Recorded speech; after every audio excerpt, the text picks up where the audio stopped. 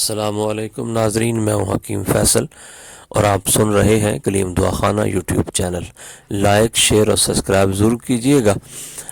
آج ہم آپ کو آپ کی جلد کی حفاظت کے متعلق بتائیں گے کہ سردیوں میں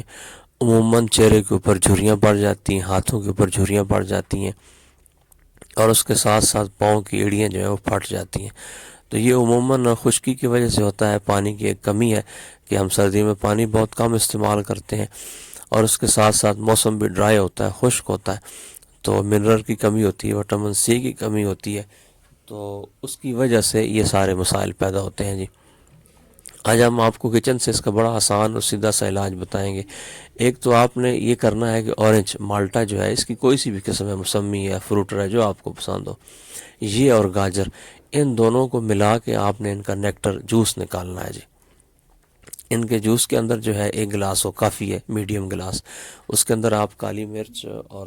نمک حسب ضرورت ڈال لیں، اور باڈی ٹمپریچر کے مطابق روزانہ 1 گلاس آپ یہ استعمال کریں، چند دن یہ استعمال کریں، اور اس کے ساتھ ساتھ آپ دوپہر کے کھانے میں یا رات کے کسی کھانے کے بعد گجریلا یا گاجر کا حلوہ، یہ بھی روٹین کے ساتھ، بالکل اتنا کم بھی نہ ہو زیادہ بھی نہ ہو، بلکہ 8 سے 10 چمچ جو ہیں یہ آپ روزانہ استعمال کر لیں، گاجر کے حلوے کی یا گجریلے کے، ایک چھوٹا باؤل۔ تو انشاءاللہ چند دنوں کے اندر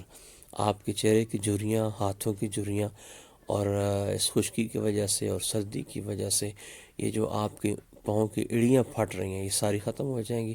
چہرے کے اوپر رونق آ جائے گی، چہرہ خوبصورت و شاداب ہو جائے گا۔ اور اس کے ساتھ ساتھ موسم کے جتنے بھی پھل ہیں، خصوصاً انار ہے یا مالٹا ہے، وہ بھی ساتھ ساتھ لازمی استعمال کریں، اور پانی کا استعمال کرتے رہیں۔ انشاءاللہ آپ چند دنوں میں خوبصورت ہو جائیں گے۔